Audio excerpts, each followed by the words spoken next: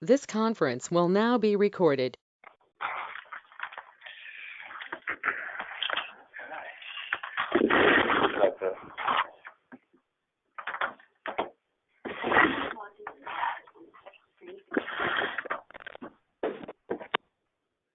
Morning, everybody. It's Paul Taylor from OPI. In case you're unaware, I am a budget analyst for the School Finance Division at the Office of Public Instruction. I kind of got hoodwinked into doing this presentation. It's very last second. So I'll probably stumble along. If you have questions, please feel free to type them into that chat box as we're discussing. I'd like to have the open mic, but I'm not so sure we're capable of doing a good job at having that occur. I'm not that technologically advanced. So the plan for today is to step through a preliminary budget data sheet, and then also take a few minutes and discuss any needs that you all have. Maybe we can open up the mic at that time for doing so. We'd like to also make sure that we get in there a little talk about the requirement that says that you have to notice the resolution to increase permissive levies before the end of this month. So I want to make sure I get some time to hit that. I'll try to limit this to about an hour if that's okay with you all. So here we go, I guess. Oh, yeah, sure. Hold on.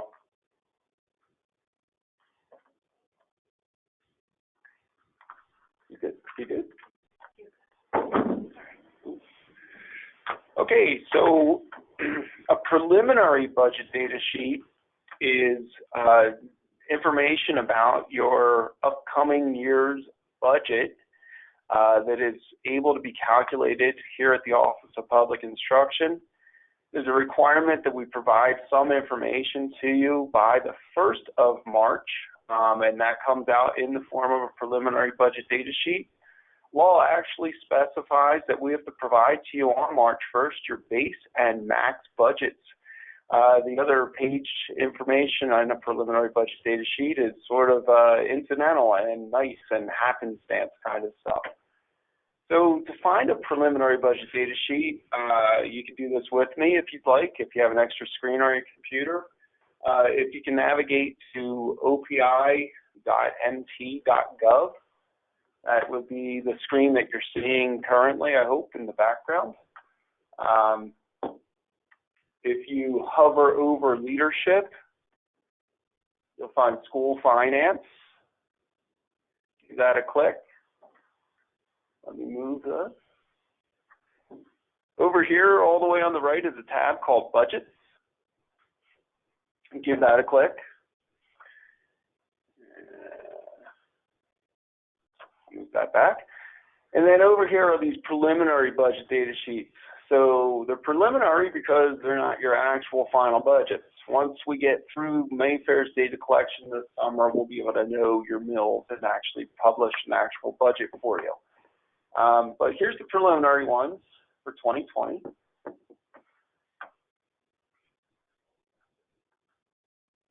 And then you can find your county. I guess we'll go, I don't know, Cascade sounds good. Each preliminary budget data sheet is 3 pages long. We've always tried to keep them at that length. Someday they may spill into 4 if they keep making legislation more and more complex. But for now, they're 3 pages each.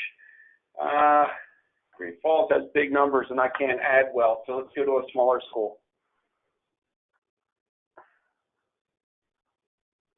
There we are. We'll stick with Cascade Elementary today. So if you're on the line, you're the lucky pick.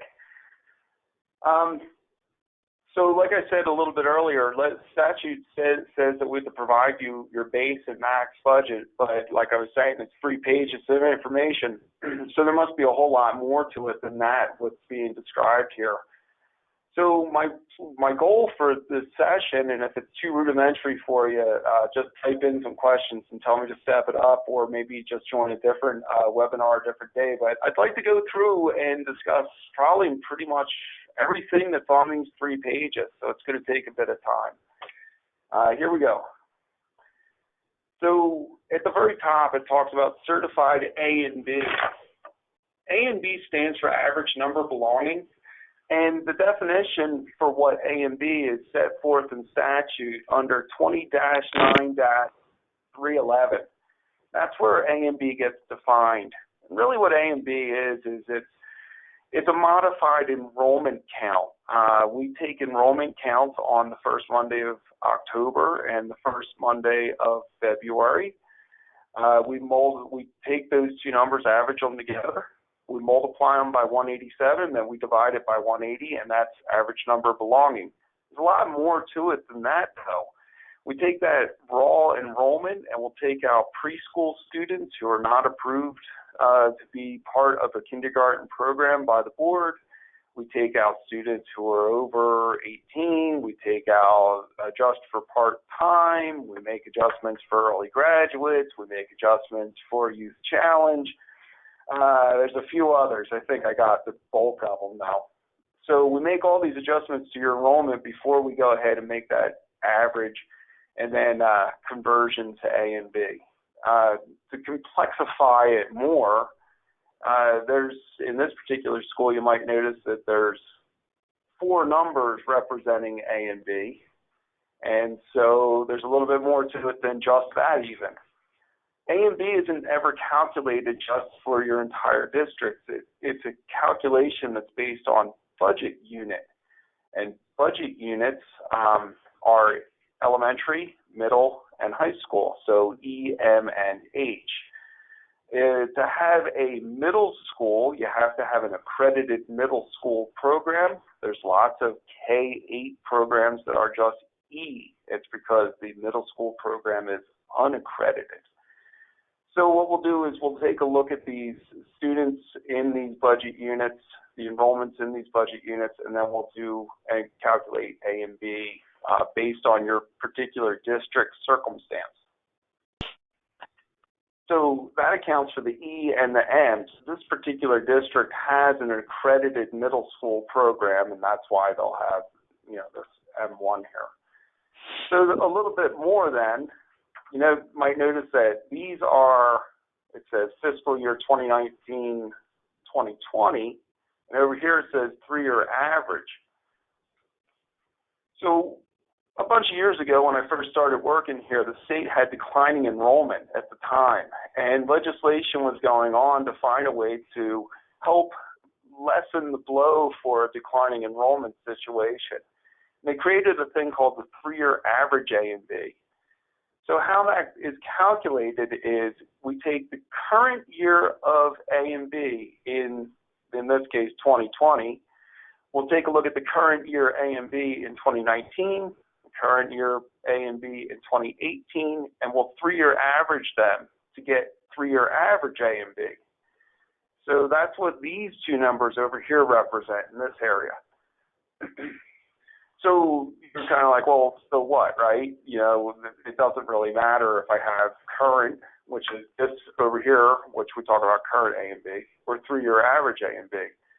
Well, it's not really a so what, because what we'll do is we'll determine which budget or which A and B creates the better budget for you, the greater or higher budget for you. And we'll allow you to utilize the A and B that garners a better or greater budget.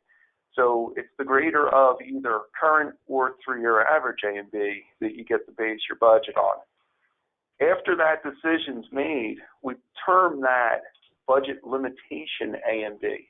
So the budget limitation A and B is the A and B that's going to be driving your budget. So just to sort of verify, it's kind of like this. We talk about budget limit A and B. Well, budget limit A and B is really either the greater of current year A and B or 3-year average A and B. So I get the question occasionally on the phone, how do I know what I'm using for my budget? Well, we put these little plus signs on the data sheet here and here. The plus sign is an indicator to let you know which A and B is used to drive that budget, which A and B is being used to be used as budget limit A and B. So you notice in this particular school, they have an E and an M budget unit. And in this case, they got pluses next to their current year A and B. This district's running on current year A and B. We use that information a little bit sometimes to derive some information for ourselves. You call me on the phone, and a lot of times I'll ask you, you have declining enrollment, or is your enrollment growing? Well, I don't need to ask that question all the time. I can sort of tell. If you're using current year A and B, you probably either have static A and B or you have A and B growth in your area. I hope I'm right on this one. So that's all about A and B. If you've ever been to one of our budgeting workshops, and what Gwen used to give, or Betty Brumwell, or now Mike and the Masbo crew, we'll spend a lot of time discussing A and B. And the reason we discuss it for such a long time is we want to assure that there's a good understanding as to what it means and how it's calculated from enrollment. And we also want to make sure that you're assuring that your enrollment counts are correct and reported to the Office of Public Instruction correctly as soon as possible, because we want to make sure that you get the proper A and B. And fine, I'll stop stumbling through it. The reason A and B is so important is it's the driver for the majority of what goes into determining your budget going into that ensuing year. So enough about A and B, right? It's so much easier when you guys can talk back to me. Write me in chat questions so I don't have to talk so much. So anyway, the next values that you see on the sheet are, so we established that we're going to use the current year A and B for the school, here and here. And then right next to it are a couple other numbers. It says basic entitlement and per A and B entitlement. I don't want to get into the math on these too much, but the basic entitlements get set in a section of law. So if you're not sure where these numbers come from, they're actually set in a section of law. It's 20-9-306, and it's a definition section. And that section is the area where most of these rates are set.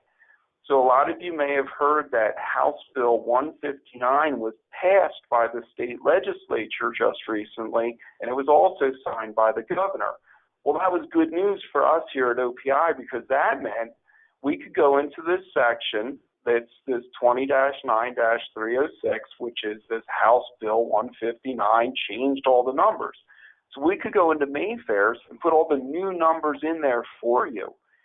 By putting in these new values, we can determine with better accuracy what that base and maximum budget limit will look like for year 2020. It doesn't happen in every session that we have such an early turnaround for the changes that are set in this 20-9-306 area of the MCA, the Montana Code Annotated. So what this is doing here is it's saying this district is going to get a basic entitlement in its elementary budget unit of $52,579. There is a little bit more to this complexity of a basic entitlement. For every so many students past a certain number, there's an add-on. It's a stair-stepping effect. But this is the basic entitlement for an elementary, and this is the basic entitlement for a middle school. High schools, it's even higher. So we were able to set those for you and for ourselves, so we know what things are going to cost statewide. Yep. Oh. What do I do here? Touch the little orange guy. This one? Ooh. Tell us your name again and what your background is when you have time. My name again is Paul Taylor. My background is I'm a budget analyst here at OPI. That's enough. So continuing on, the per student the per A and B entitlement. These rates are also set in that same section of law, and they were adjusted based on this House Bill 159. It's kind of a funny calculation, though. There's a decrement to it, and the decrement is split differently for elementary and high school, and also split differently for the number of students. So a lot of times I'll get a call on the phone and they'll say, well, what is the per A and B entitlement this year? And I always sort of hesitate when I give the answer. The rates are set in 159 at $5,624 for an elementary, and for the high school it's $7,201 right now. And that's going to be for the 2021 budget cycle. I'm sorry, for the 2020 budget cycle. But the reason I say I hesitate when I give that answer is the decrement does this. If the very first student walks in the door, they do garner an entitlement amount of $5,624. The second student that walks in, we're going to take off 20 cents. The next student walks in, we take off 20 cents again. The next student walks in, we take off 20 cents again. We're going to continue to do that all the way down to the 1,000th student that walks through the door. At that point, every student thereafter garners the same amount as that 1,000th student. So it's a number that each student garners, but it is variable based on the students 1 through 1,000, and then thereafter that flattens out. So you can't ever just say, well, what's the per student entitlement? Every student does not get $5,624 at an elementary school. So it's sort of a messy calculation. Just as a side note, we've always had a decrement. We've always had a per student entitlement in our state all the way back to, I want to say, the 1940s. It's seen a whole lot of different forms and variations. So this is where we are currently with this whole thing. Okay. So that's an explanation of an entitlement that's your basic entitlement and a per A and B entitlement. So the next thing you could do, if you're inclined to do so, is you could take the $51,000 number and add it to the $105,000 number, and add it to the 902, and add it to the 366. All of those things together added calculate your basic and per total entitlement. If you take all four numbers of that total and then you multiply that by 0.447, so a little bit just off of half, you should get, let's see, can they see this box out there? No, they cannot see that box. Oh. They see their own. Okay, we have a little box that you guys can't see that I have to keep moving out of the way. So what I was saying was, if you add this number, that number, that number, that number, and then if you take that total and multiply it by 0.447, you should get this number. Direct state aid. So even though the four numbers added together is an entitlement total that goes into developing the number that we could end up calling your base and also your max budget limits, the amount that the state is actually going to make a distribution on is the direct state aid number, which is 44.7% of the total of those four numbers. You're all shaking your heads right now, or you're rolling your eyes. I have no idea. Anyway, so that gets us up to number 2. Let's talk about number 3 for a second, quality educator. Quality educator came around a few years ago. We had a lawsuit that was going on. We were trying to define what the word quality meant in the state of Montana, and we decided that there were 4 things that help to make or define what quality is related to, and one of those things was to have quality educators. And so what happened is the quality educator payment was created. It's based on the number of full-time equivalent professional staff that are employed by your district. So it's not necessarily just teachers, it's administrative staff, it's counselors, it's speech therapists, it's a whole lot of other folks. It's all defined over across the street in the TEAMS program, right? Yeah. And they have a list of who actually counts towards this payment. Don't ask me exactly where it is on their website. You can call Kara later and she'll direct you there. But what happens is we determine all of those FTE in FY18, add them all together, and again, that House Bill 159 set the rate for 2020 at $3,275. So we take all the qualifying FTE, multiply it by that value, and that's where the quality educator payment comes from. So this particular district's going to garner about $60,000, a little bit north of that. This component is 100% paid by the state. So the one just above, where we're talking about direct state aid, that's 44.7% of entitlements. This next couple are a little bit different. The state pays 100% of these. They also go into part of the calculation that determines your base and max, and so we're eventually going to get there. Sorry, I'm so slow on this, but I'm being kind of detail-oriented. So that's your quality educator. At-risk student payment. This particular district, it looks like it's about $6,000 to them, a little bit better. So the at-risk student is based on an appropriated amount by the state legislature. Believe it or not, it was actually determined in House Bill 159 because it is technically part of the base aid component, or for base aid for what our state distributes to schools. However, because it is an appropriation, and let me backpedal for a second.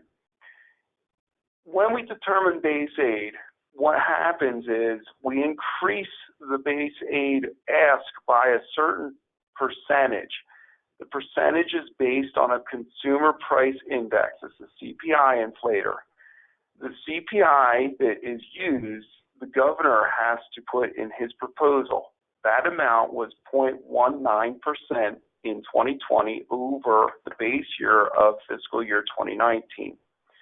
So why I'm going around on this is the appropriation that was determined for at-risk in 2019 is and should be, and by law has been increased by the 0.19%.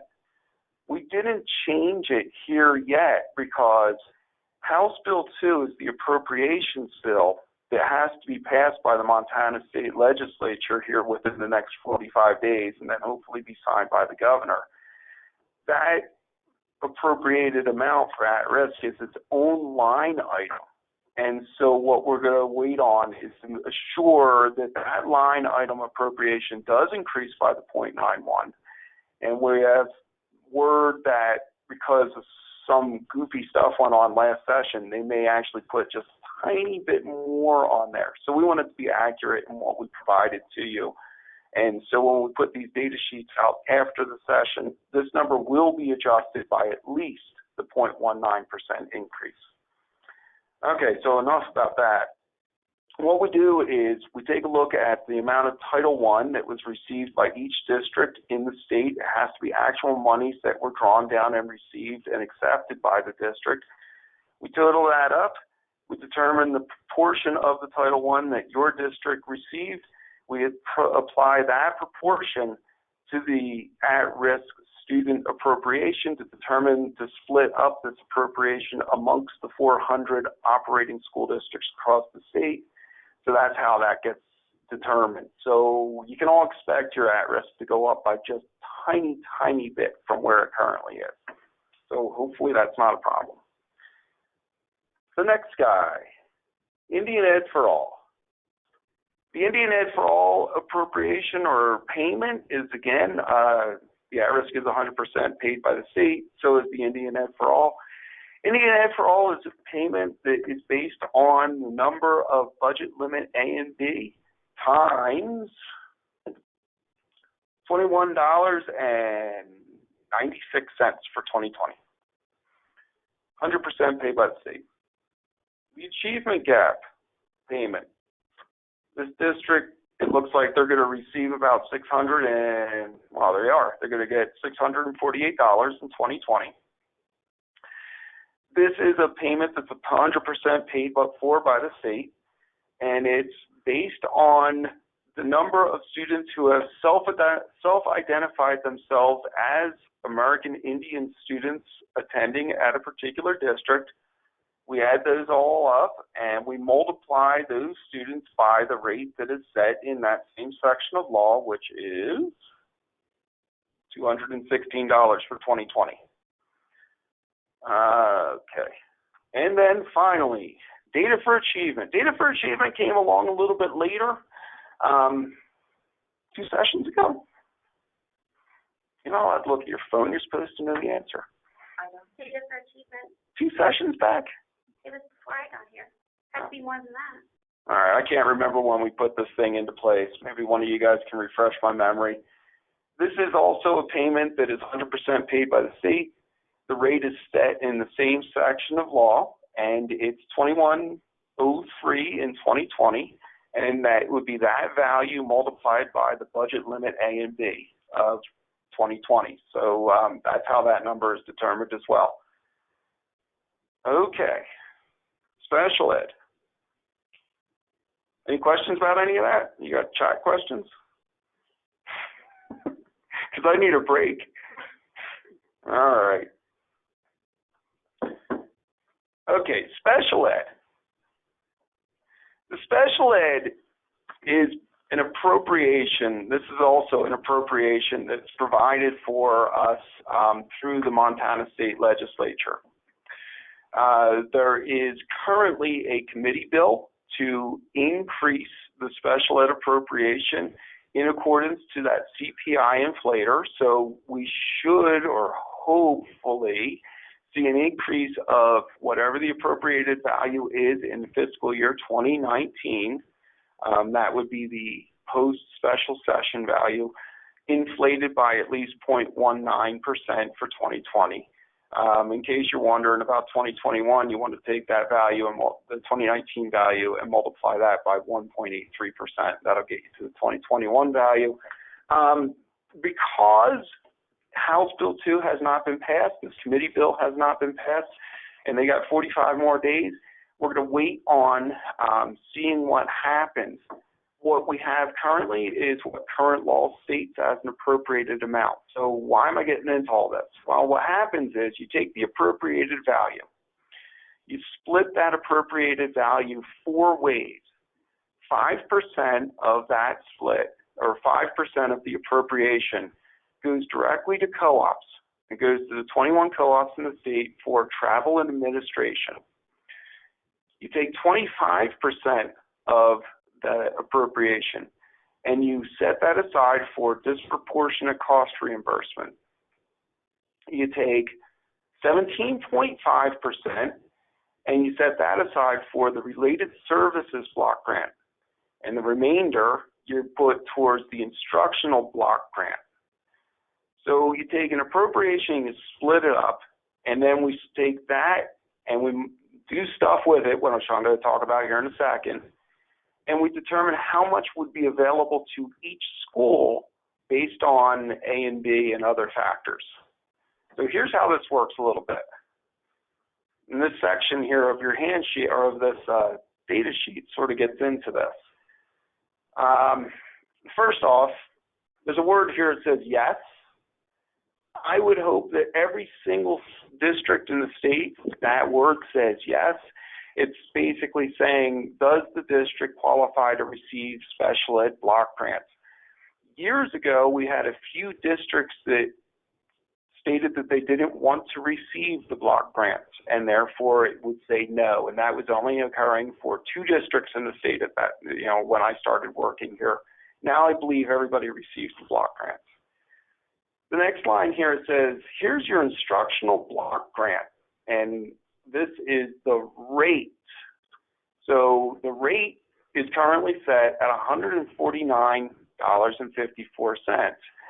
That's not the amount that you're receiving in instructional block grants.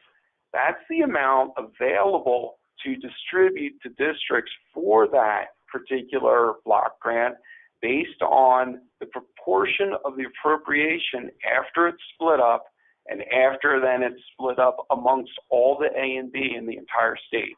So that's how much each A and B would garner based on the amount of appropriation. and based upon the percentage of split up.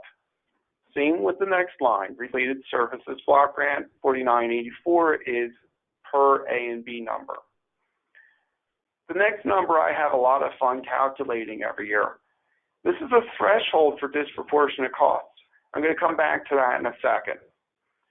The next line is a number that really your district does receive through a payment called the allowable cost payment. What this number represents is $149.54 times, I'm going to scroll up here a second, your current year A and B. And this is an easy mistake to make. I don't care if your school's working off a 3-year average or current year. When it comes to special ed, we always use current year A and B. So you add these two values together, you multiply that by 149.54, and you should get this number. So check me, make sure we're doing our job right here at OPI. Everybody's prone to mistakes, so this is the kind of stuff I would hope you're checking on your own. The next line, it says the related services block grant entitlement, and in this particular case, it says NA. Well, the reason it says NA for this particular district is because that amount goes to their co-op. Most of you guys probably see a number there, and it would be the current year A and B multiplied by the 4984. Okay. Next. Shoot, I wish I had picked the school that does receive disproportionate costs.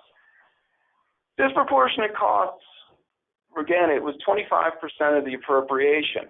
And this one doesn't work on A and B or anything. What this one works off of is the amount of special ed expenditure that you had 2 years prior to this budget.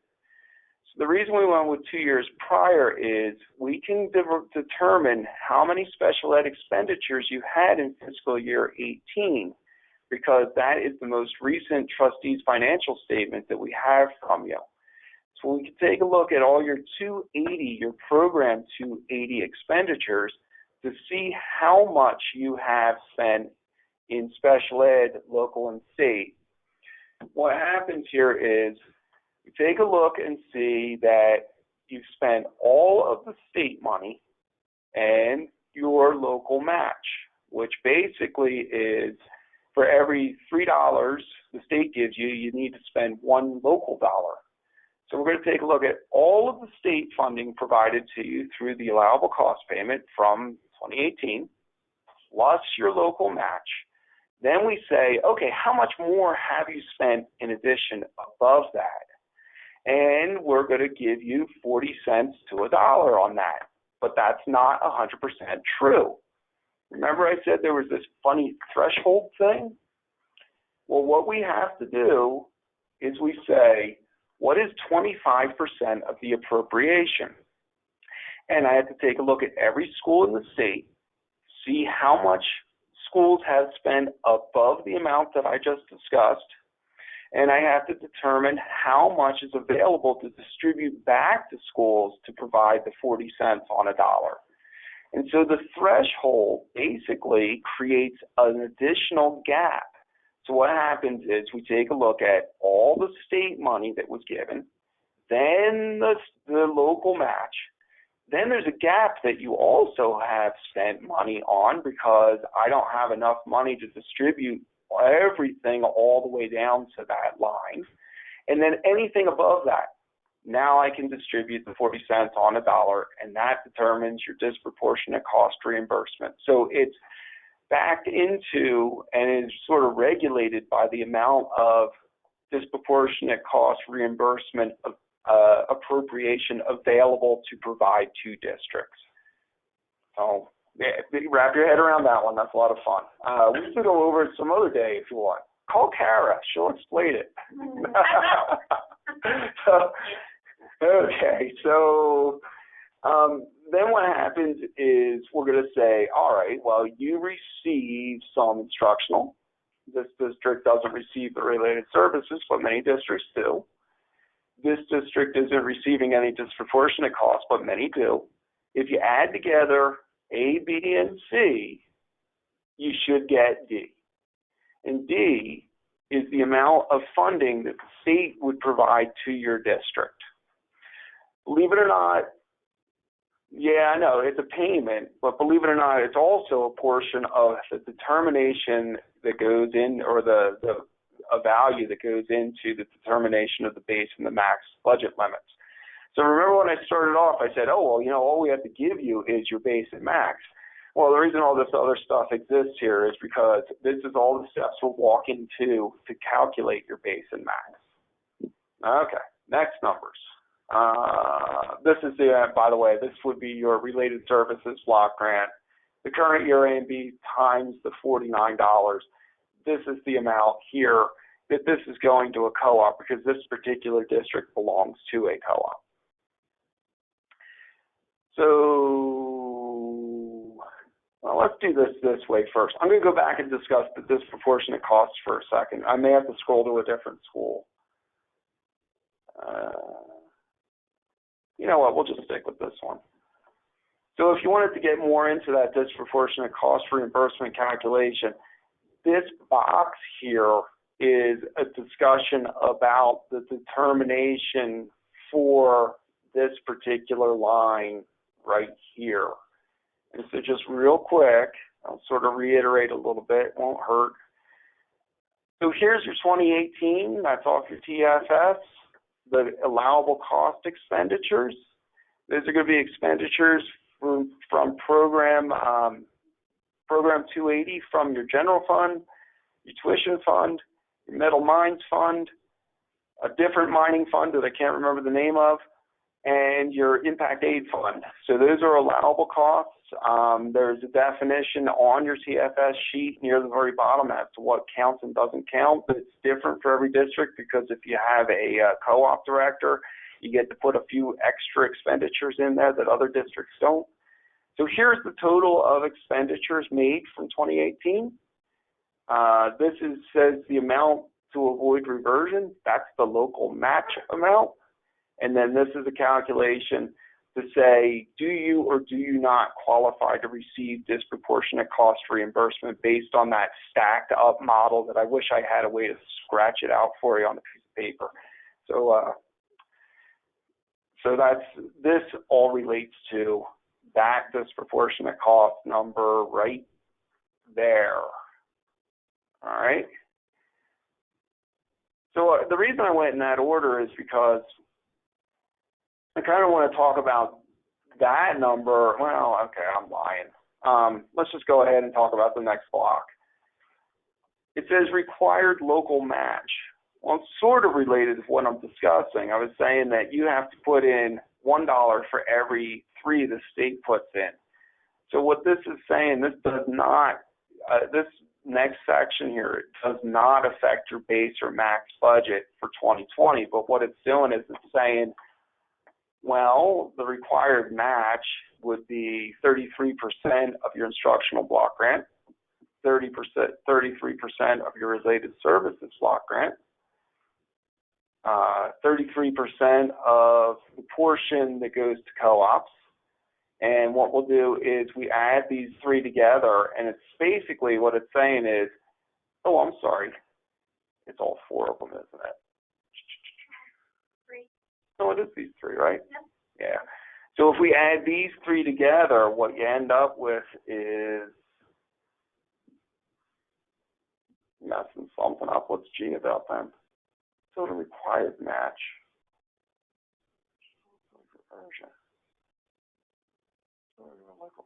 Oh, okay. So what this is basically saying is this portion here is the local match that you have to put forward to make sure that you're putting in $1 for every 3 the state's putting in.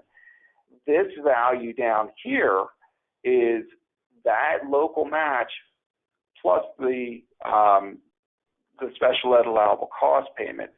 So you have to expend at least that amount in 2020 to avoid reversion. What that's saying is you are going to make a promise to spend all of the state money that was given to you through the special ed allowable cost payment. and also that you are going to make expenditures for special ed in an amount of $1 per every 3 that the state gave you. And if you don't, you're going to revert some of it, because what it's saying is you didn't necessarily fulfill the promise of making the $1 to the state money that was given.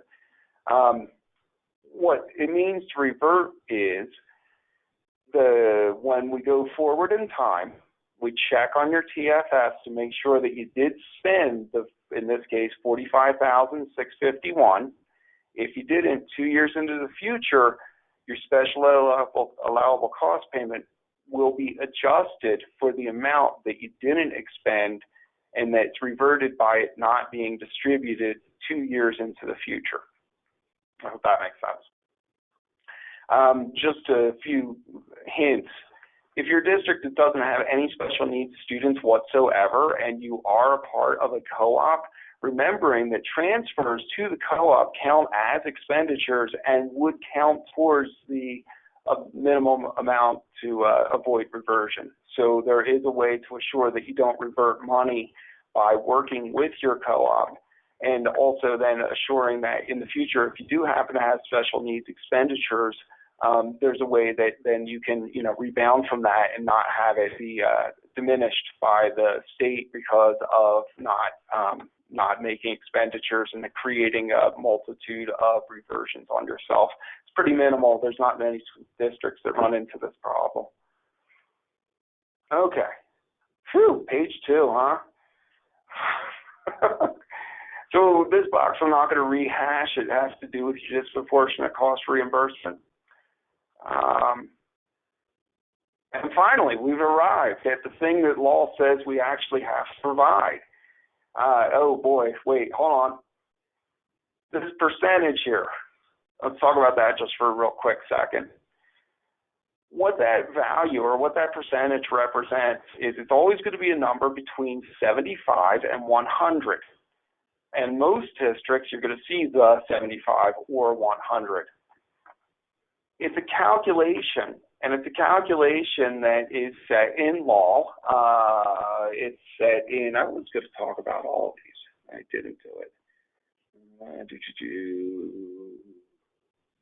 Oh, yeah, the allowable cost payment, in case you don't like hearing it from me, you can go read 20-9-321 and the MCAs. So that's where your allowable cost payment calculation is derived.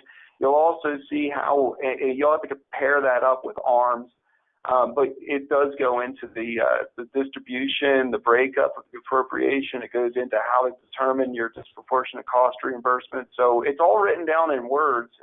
It's just I'm trying to parrot them as closely as possible. Okay, so that percentage, and it's a good time to throw out that section of law anyway. For the most part, it works like this. The special ed allowable cost payment is paid at 100% by the state. However, the calculation that determines base basically says that you get 140% of your special ed allowable cost payment. So you may wonder, where's the 40% get paid through? Well, we'll get to that in a few minutes. But if you don't receive any GTB, the 40% is a local tax.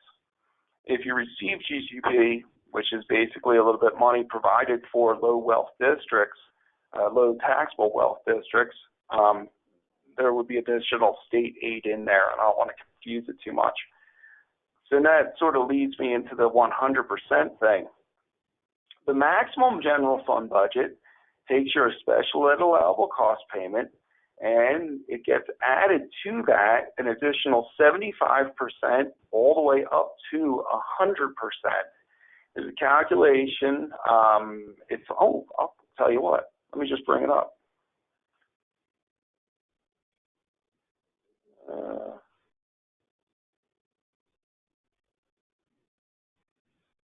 Yeah, this is fun. Let me move this box. Do you guys have You go to LEG. Oh, I don't want that. Go to LEG.mt. We're going to do this.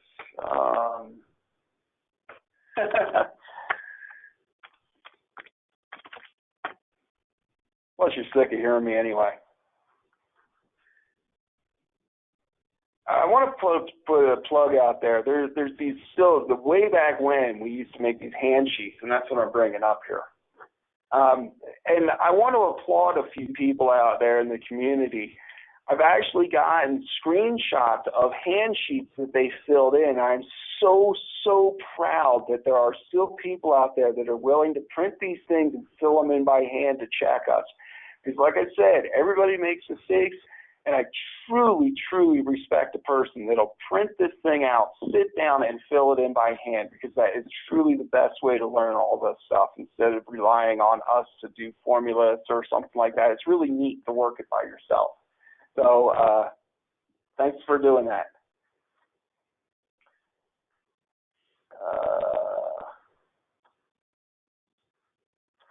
All right, under budgets. If you scroll down a little bit here, it says 2020 General Fund Budget Overview and Worksheet. Let me move this out of the way again.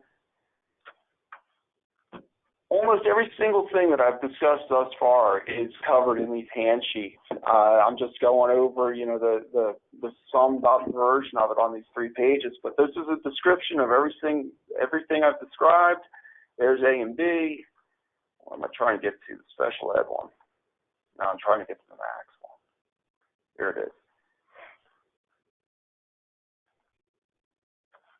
This section right here on a hand sheet that is called maximum budget limit, right there is the calculation that determines how much special ed you get to apply to the maximum general fund budget limit calculation.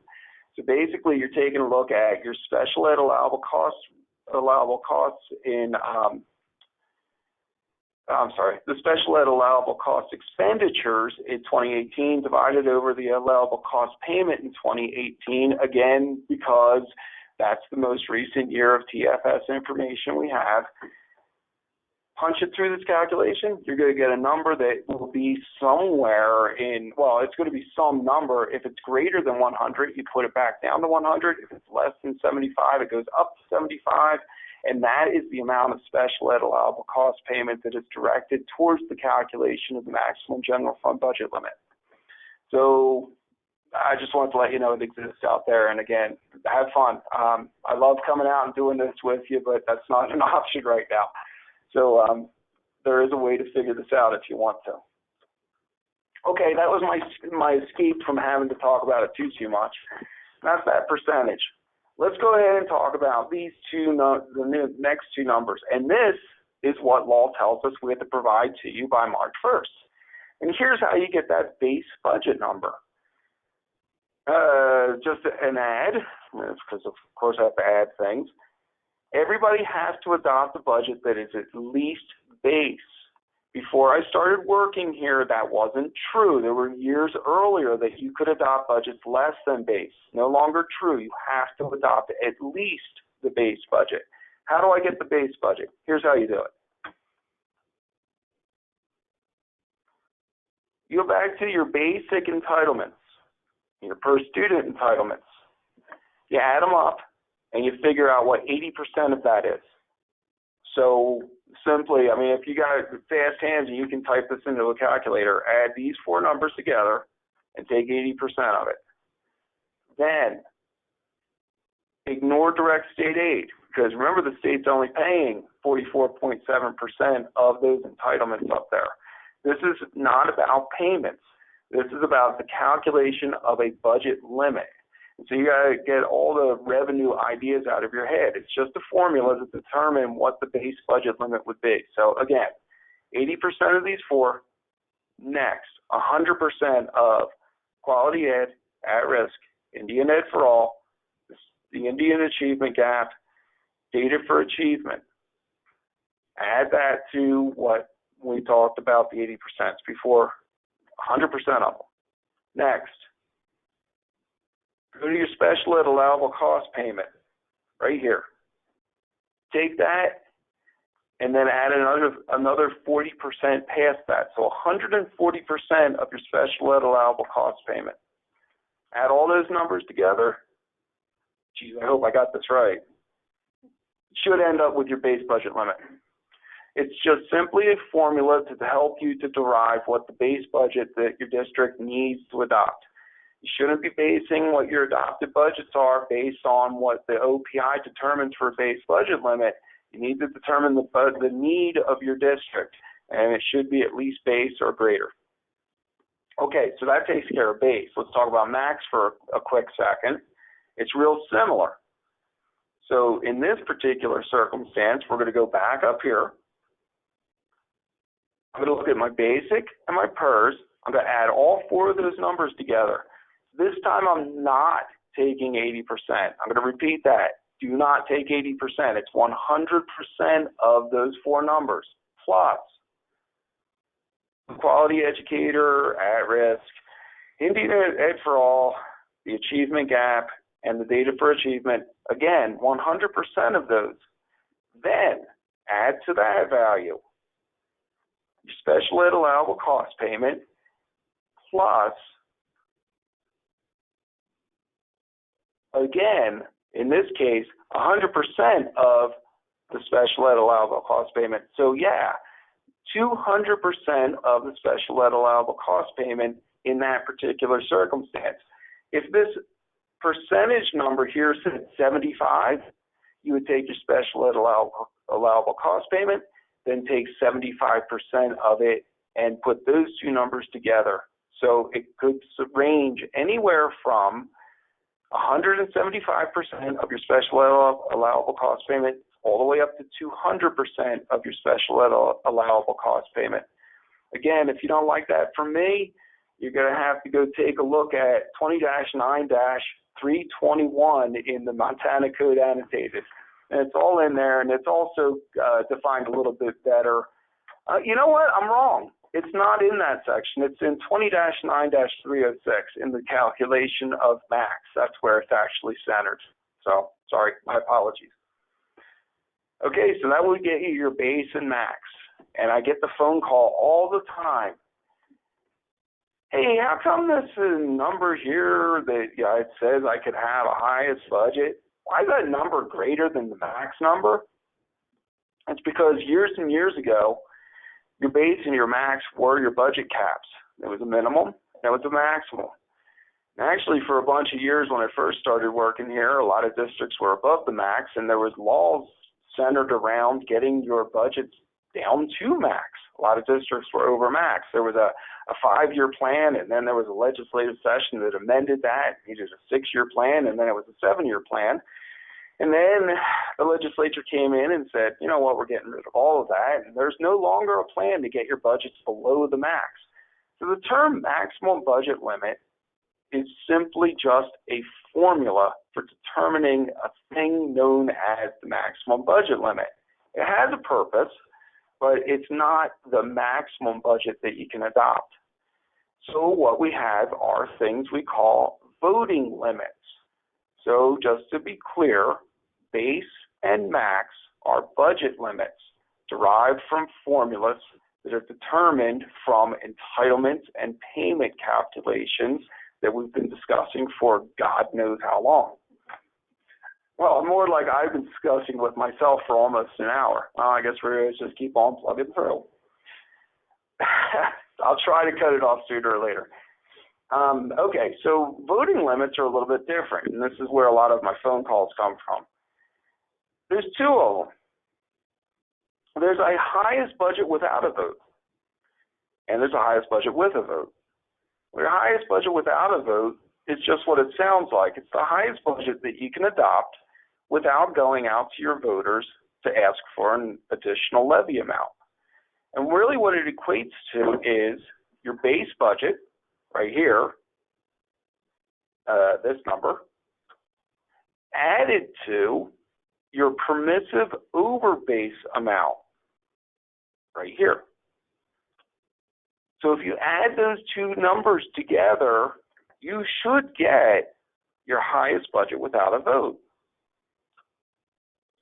The second round of questions that I always get is during Mayfair's open season, people have put stuff into their budgets, and they call me up and they say, how come my highest budget without a vote went up. It's different from that of what is on the budget data sheets that you provided me back in March. So this is going to be in August sometime or July sometime. The reasoning is if you estimate non-levy revenues to your budget, or you do a budget authority transfer or something else, it can actually adjust your highest budget without a vote. You know what? Give me a call in August. I'll explain it to you then if you need. Or call Kara. So, but for now, it is your base budget, which any levy are associated with that, remembering that we pay 44.7% of your DSA. Well, the rest of the entitlement amount has to come from somewhere. And also, we only pay 100% of the special ed allowable cost payments, so the 40% has to come from somewhere. So where it comes from is going to be non-levy revenues, fund balance reappropriated, property taxes, and GTB. And so we'll get into that in a little bit more in a second here. Talking about this number here just for a second, I call it permissive overbase, but it also has another loving name that we've created. We call it the 5-year look back. 5-year look back means this. If you have levied the amount to the overbase, it is permanently permissive. It means that your voters gave you authority to levy that. And once you actually impose that authority, meaning you've levied it, you can now permanently, permissively levy that annually from now until forever, at least as of current law. Let's say you have a circumstance where you went out and did ask your voters for an overbase levy, and they gave you authority to collect on that levy, but you for some reason choose not to collect. So you have authority without having imposed it. If you choose not to impose your given authority for 5 years, you will lose the authority and have to revote it. So the keys here are, if you impose it, permanently permissive, and it's part of the 5-year look back. If you have authorization to impose and you haven't done so, it's part of your 5-year look back for 5 years, and then it'll drop off. So there's a couple of different places you can get into this. There's a budgeting worksheet that says 5-year look back on it. You can look on there. It says imposed and authorized. You can determine the difference between those values. You can see how close you are to losing authority that has not been imposed, and consider having an overbase levy to make up, to adjust for assuring that you have authority going into the future. Again, it's the temperament of your district. It's the temperament of how willing voters are to pass overbase levies. It's also related to how large the ask is of an overbase levy. Remembering that to run an overbase levy costs what, $5,000 to $8,000. I'm sure you guys out there in the field know it better than I do. So there's a whole lot more of a discussion about that. By the way, I want to give a plug. Mike Waterman's out on the road right now with Denise Williams for MASVO doing budget workshops. That's a perfect place to go after this conversation and ask these same questions. I hope they'll give similar answers. Okay, so that's your highest budget without a vote. So the next question is, what's my highest budget with a vote? How'd you get that number? Well, the answer is this. Remember I said the max budget isn't really anything except a formula? Well, here's where it comes into play. Your highest budget with a vote, which we lovingly term highest budget. So we use those words interchangeably so frequently, and some people think they mean different things. They don't. Highest budget and highest budget with a vote is they're the same thing. What is it? Well, it's this. It's the greater of either your current year max. So let's take a look. This number equals this number. So this district is running off of its current year max. So its greater must have been max for current year. So, okay, I said it's the greater of something. Well, what's the other thing? The other thing is It's the greater of your current year max or your prior year adopted budget plus add-ons. So if your prior year's adopted budget was greater, you can adopt it as your highest budget. But notice it's as your highest budget is the important part there, because you might need to go out and ask for an over-base levy to be able to adopt it. And I get that question real frequently too. Hey, you guys told us that we could adopt your prior year adopted budget. Sure you can, if you have the authority to get there. And to gain the authority, you may have to go out and ask for an over-base levy. I also mentioned something else. I said plus add-on. What's add-on? Well, add-on are any changes that occurred to increases only of the 5 funding components plus increases in the entitlements for the PER and the basic. Meaning, we take a look at, for example, the Indian Ed for All payment that was provided to you in 2019 and the amount of Indian Ed for All payment that is going to be potential for 2020, we look at the difference. If there was an increase, we add it on to your prior year adopted budget. So again, it's the 5 funding components listed in page 1, plus the per student and plus the direct state aid. Changes in those are add-ons, summed together. So that is your highest budget. Oh, I'm almost done, I promise. The next section is prior year information. It's provided because we love to provide numbers. The next section relates to debt service GTB and retirement GTB calculations. This is guaranteed tax-base aid that could be provided to districts with lower taxable wealth than the average, inflated average of the statewide. I don't really want to get into it today. The retirement would go to your county. Debt service GTB didn't have any authorization to it for the past few sessions, but it will starting here again in 2020. There's a $4.5 million appropriation amount. It doesn't mean that there's going to be revenue there. I think there will be some. That would enable certain districts with bond sales or debt service expenditures out there to receive money. I actually think that's a whole nother one of these. We could talk about that a different day. Yep. So that's the county is talking about the county retirement GTB, which I was saying is a payment that would go to your county, which actually would flow down to your districts. It's 2240 money. And this one here is relating to the debt service GTB. And this is just the statewide relating to each one of these individually. Page 3, yay. Okay, so I've made mention a couple times of guaranteed tax-base aid. It doesn't have anything to do with the calculation of your base or max budget limit, but it is directed through a section of law called, the section is 20-9-366 in the MCA. What it is, and I'll just try to step through this super quickly, we take a look at the statewide taxable value separated by elementary and high school. We do this because elementary land overlaps high school land. If you're a K-12, your elementary portion of your K-12 is in the elementary. Your high school portion is in the high school. So we separate these by elementary and high.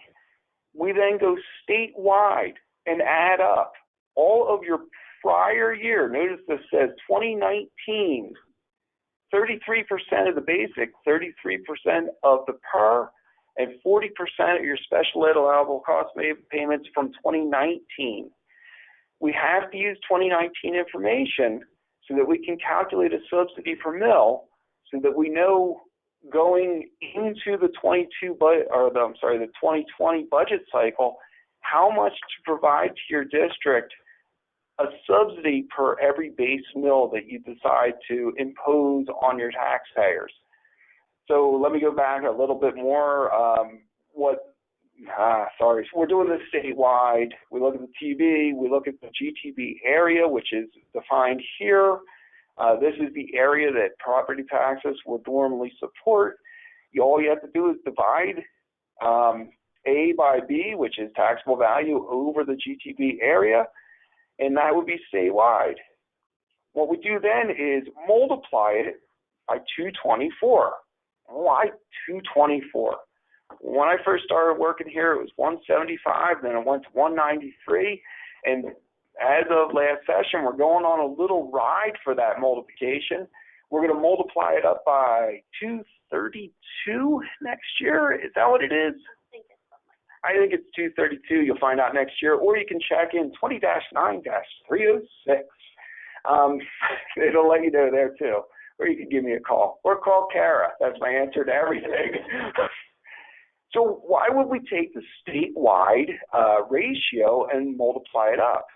Well, what it does is it overly inflates the value of the state so that districts being compared to the statewide ratio, more districts will qualify.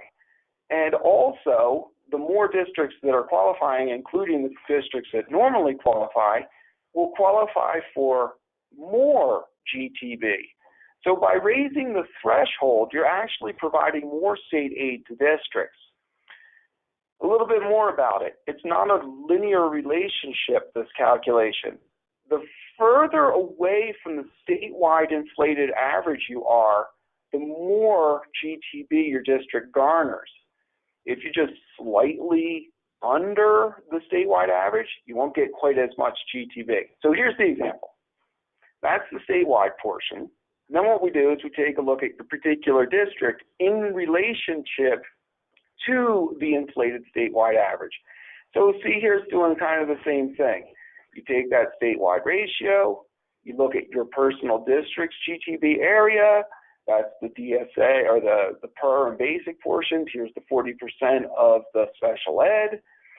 Then what you're going to do is the same basic calculation with your district's taxable value, and we're going to do the math.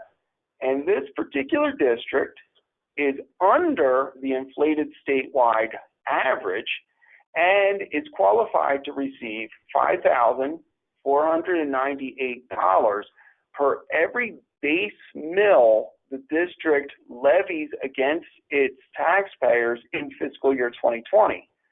So this is why we needed to use the 2019 information to determine the subsidy per mill, so that when I get to 2020, I have a way to distribute funds in relation to taxpayer relief is essentially what it amounts to in the end.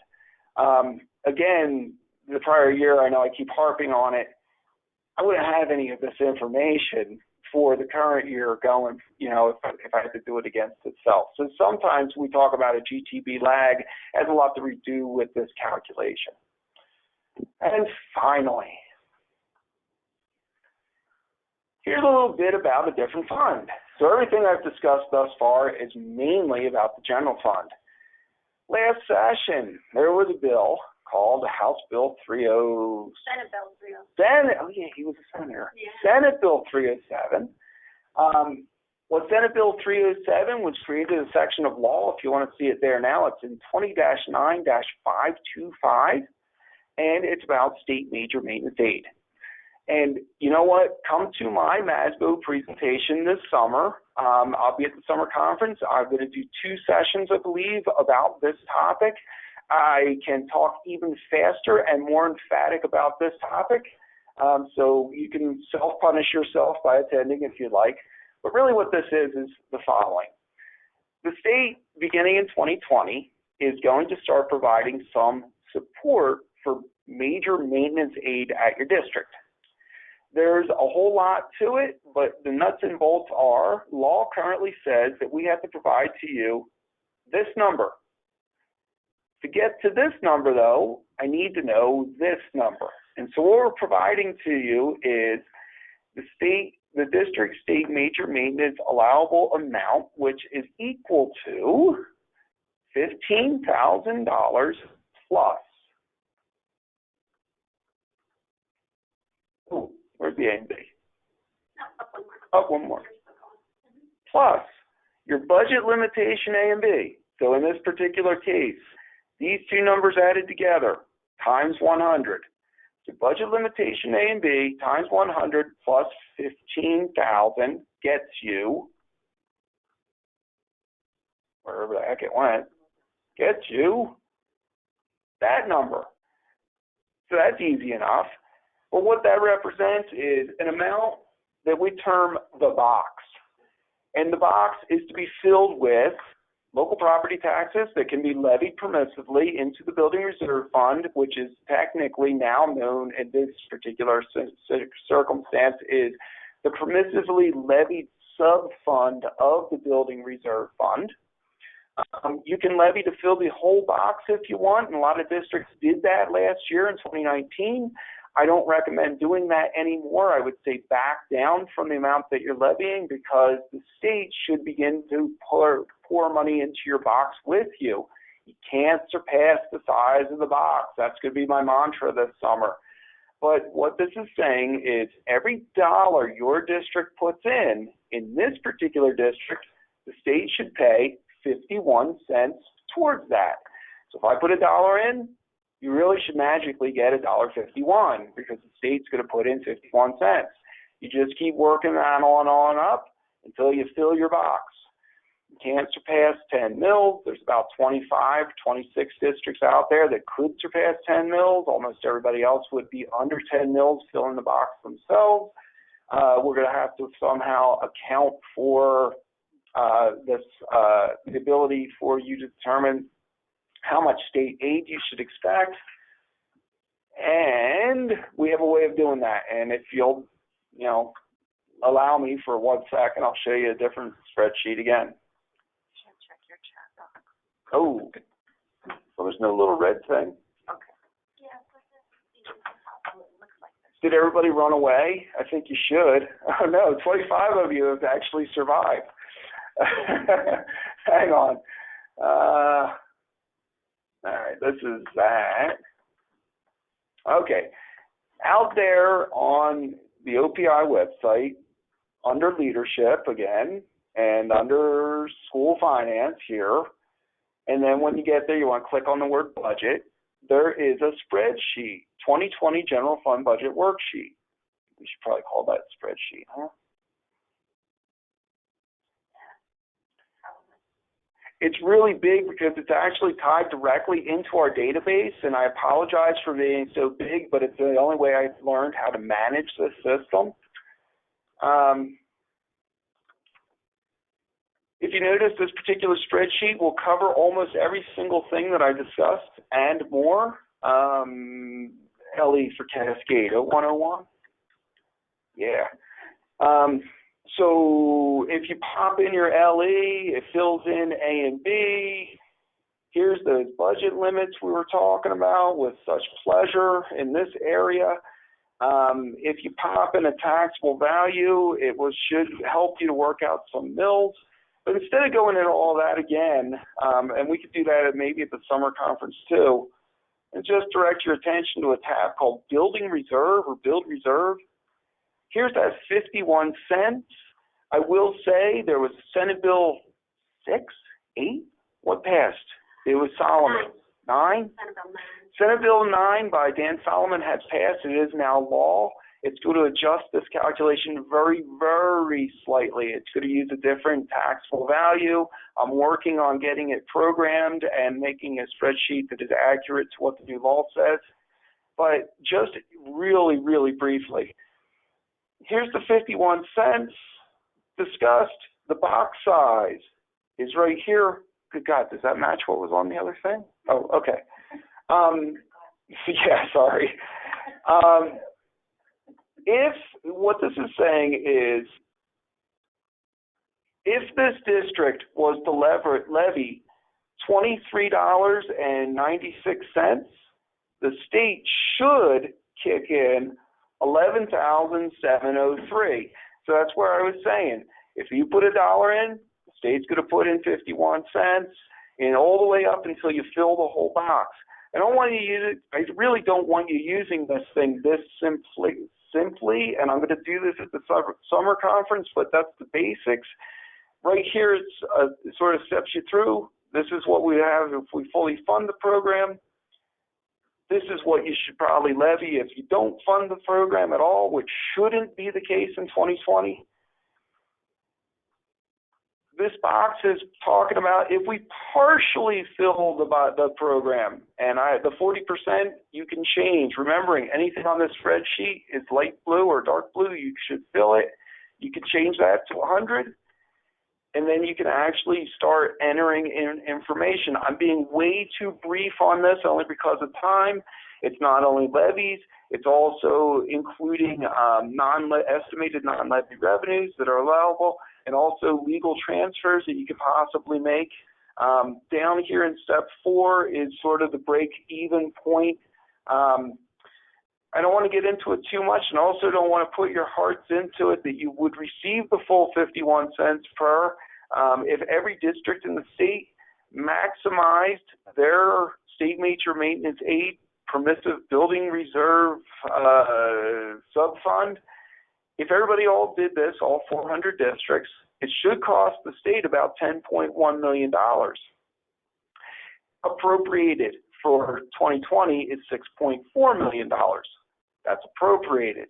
It's contingent upon revenues actually coming in. The state general fund will fund a portion of this. The remainder of the 6.1 is going to be funded through a coal subtrust, which was also created and organized last session. If the if the coal subtrust revenue materializes up to, and well, let's say, add that to the general fund appropriation, we should have $6.4 million to distribute in 2020. Like I said, if everybody was to do this, it would cost $10 million. So you may not actually receive the 51 cents on a dollar in May. It's when the payment goes out. That would be May of 2020, not 2019, because we got to actually know your mills and levies and such to be able to do this calculation. I don't want you to scare you away from it, though. If you levy the amount, assuming you're going to get the 51 cents on a dollar and it doesn't materialize, well, then you get something less and you just don't fill your box completely. Again, I'll go into this in excruciating, painful, pull your hair out detail at this summer's conference.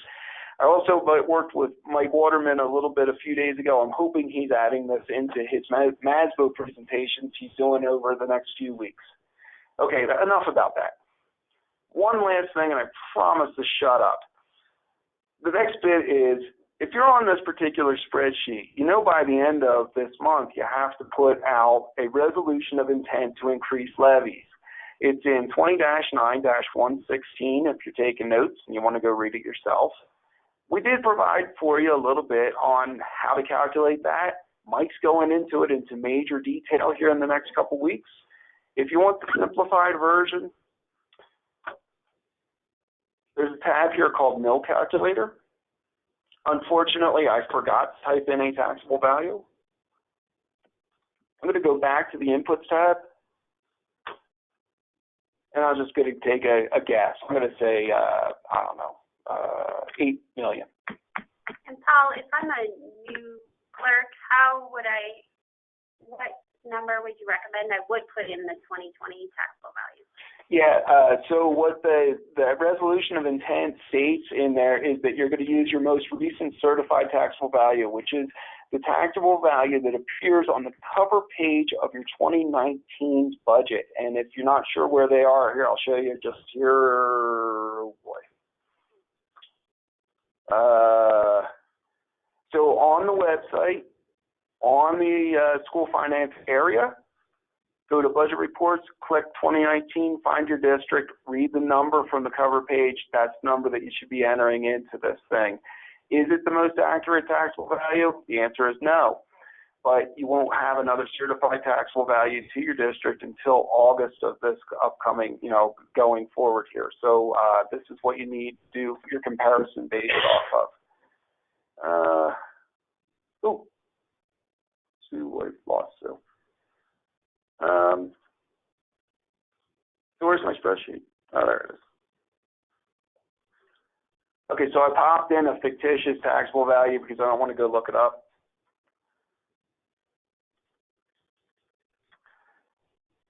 If you click click on the Mill Calculator tab, and you enter the blue cell information. So this is what you think your budget need will be, fund balance that you're anticipating you might have, any other non-levied revenues that you'd like to estimate. This would all be for projecting for 2020. If you fill these values in, oh shoot, fine. It should determine a property tax requirement in estimated mills. It gives you a cost on a $100,000 and $200,000 house based on what statute says above. And as you move across, and if I can even say it, here it is. I've programmed the spreadsheet to bring in the prior year levy amount. I guess I should have put a bigger number in, but it shows you the change amount and the estimated changes that you could put on your resolution of intent to increase levies if necessary. So that's the briefest of briefs that I can give you. I did this for all funds, and the one thing that I have had come up on a few phone calls, if you're elementary, it's at the top. If it's high school, it's the next block. And K-12, you have to scroll. And I'm sorry, it's the best way I could set it up so that it would be usable for elementaries, K-12, and high schools. Okay, I'm done talking. Should we open up the, how do you do that? You want to do that for me? You want to ask questions? Have at it. You press the button. Yeah, click on the.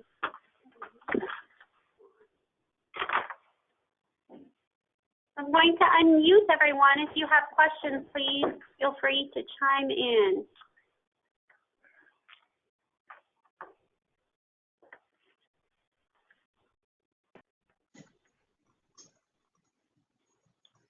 Bueller? Will there be a NERD payment? Ramona, are you thinking the traditional old NERD payment? The one that was a few years ago? Oh, she doesn't have audio. Oh, okay. Yeah. NERD. NERD payment was the Natural Resources K-12 funding payment that used to go into the District General Fund for property tax relief. As of last session, that bill or that distribution no longer occurs. It was in House Bill 647 of the 2017 session. It's gone. What has replaced it is what I'm terming major maintenance aid. It's actually called the Natural Resources K-12 Facility Payment now. So they've just changed its name, and they're depositing that now into your building reserve fund if you levy to that permissive portion. So general fund NERD no longer exists.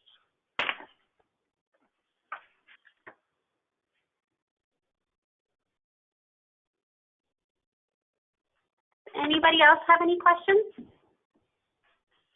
I see I did miss them in the chat, but it looks like they were answered. We had a question of how much will it cost the taxpayer. Can you clarify what that means?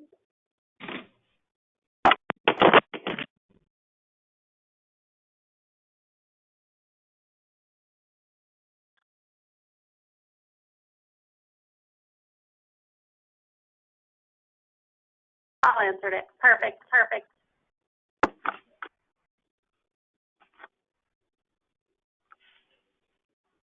Hey, it doesn't look like anybody has any other questions, so we'll let you go.